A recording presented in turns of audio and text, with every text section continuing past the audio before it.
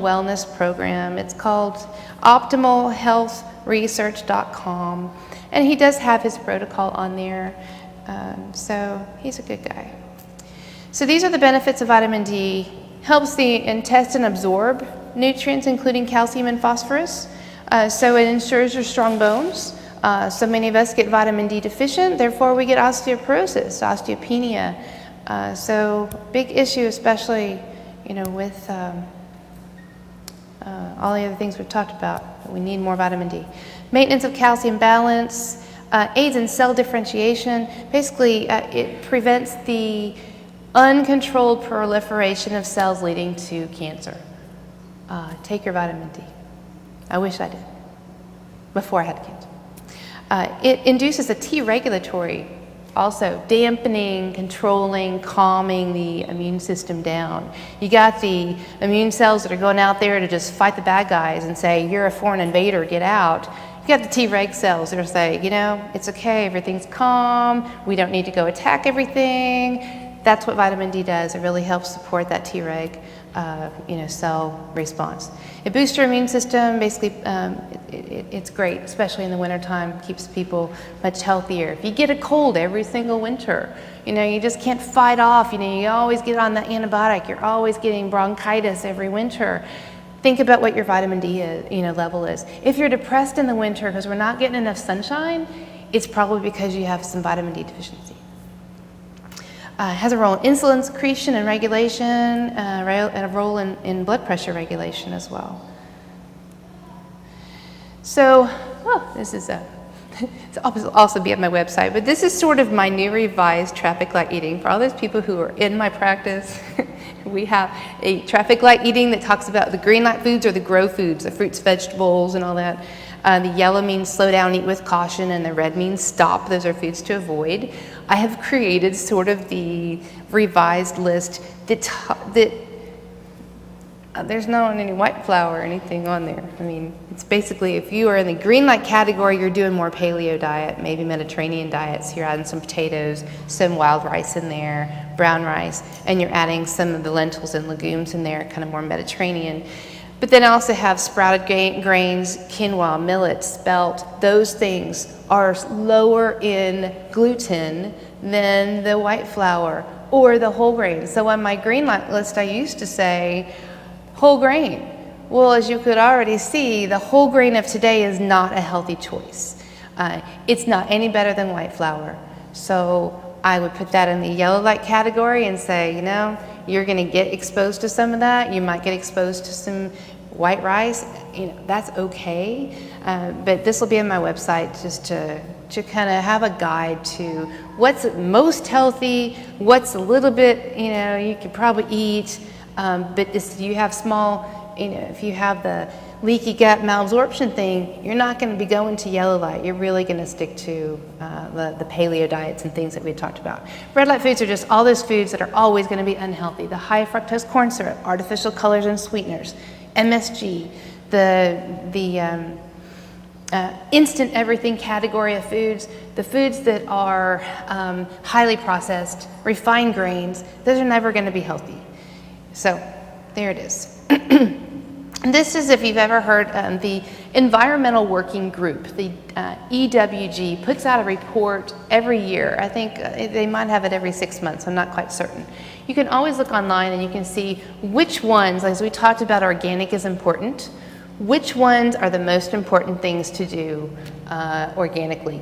And so they have the Dirty Dozen, and then they have the Clean 15. And it changes.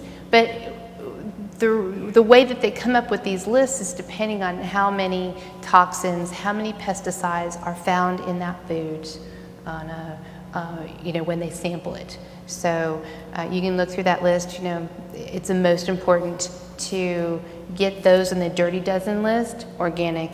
Those in the Clean 15, you're probably going to be fine with doing the non-organic version. So these are sort of some summaries as we sort of talked about all the specifics and the nutrition, the stress and all those things. So we're going to sort of summarize some of the IFM sort of vision about how we need to be healthy. So the first thing is remove. We are removing the bad stuff from the intestinal tract by the, treating bacterial dysbiosis, treating bacterial infections, viruses, if you have parasites. Those are things that I do find out on that comprehensive digestive stool analysis that I do in some of these kids. It basically gives you a starting place to say what bad critters are there, what good critters are there, and are they way out of whack, and how we need to get that better. Eliminating the offending foods. We've talked a lot about that, because obviously it's causing a lot of inflammation and a lot of damage. And in the spirit, sort of mind spirit, don't forget that you also need to remove those toxic relationships. Remove chronic stress. Remove doubt. Remove bad habits, negative thoughts, things like that are just, what is it like, like Christian Taylor talked about, what is it that is creating that problem where you do have an addictive lifestyle, or you do have, those binges, or you do have those cravings? What is it that is the underlying problem that you need to fix in order to be successful being healthy?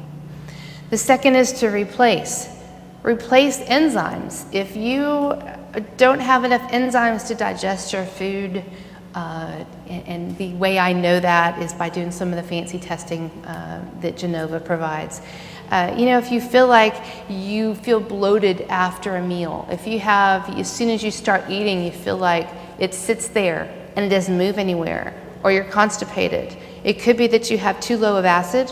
It could be that you didn't have enough bile acid. It could be that you need a digestive enzyme, and those things are very helpful in helping the gut heal itself. It might be that it's the food that you are eating that's causing that problem, and it's just sitting there. So there's a lot of things that you can do to help that. Replace the HCl. If you when you were a child, when you threw up, you probably felt that burning sensation in your throat, like, oh, that meant you probably have enough acid in your stomach. But as you are on non-steroidal anti-inflammatories, or when you're on the Previcids and all those drugs, if you spit up and you don't feel a burning sensation, you don't have enough acid. Or if you're always gassy after you start eating, or when you're eating that meal, you don't have enough acid. So there are things like betaine HCl that you can take from a health food store, and you can give your body what it's lacking in the mind, body, spirit, incorporating those things in your life that give you joy. We already know that we're stressed. We need to focus on what things do we need to replace in our lives that are going to get us rebalanced. And it could be painting, it could be music, it could be taking up piano, yoga, exercise, things like that make you feel good. As our health coaches talked about, they can help you determine what sort of things are make you tick, what kind of things make you feel good, and help restore. Reinoculate. Obviously, reinoculating the good bacteria in the gut is really important, and there are lots of good supplements over the counter for probiotics that are very helpful for that.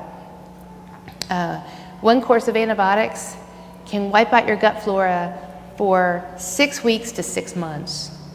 And if you think about that, those C-section babies, the babies that are then on a bunch of antibiotics, 3-4 courses, and then they get their ear tubes, and then they have asthma, and they have all these, I see that all the time. If we just reinoculated their gut with good bacteria and we prevented all that from happening in the first place, they would have been far better than where they are today, which is down that bad cycle of illness we had talked about. Okay, the job of probiotics: they aid in absorption and digestion. They're the first line of defense in that gut. They police the gut from heavy metals, and they make B-complex vitamins. So if you have no energy, and your B-complex is energy, these kids that have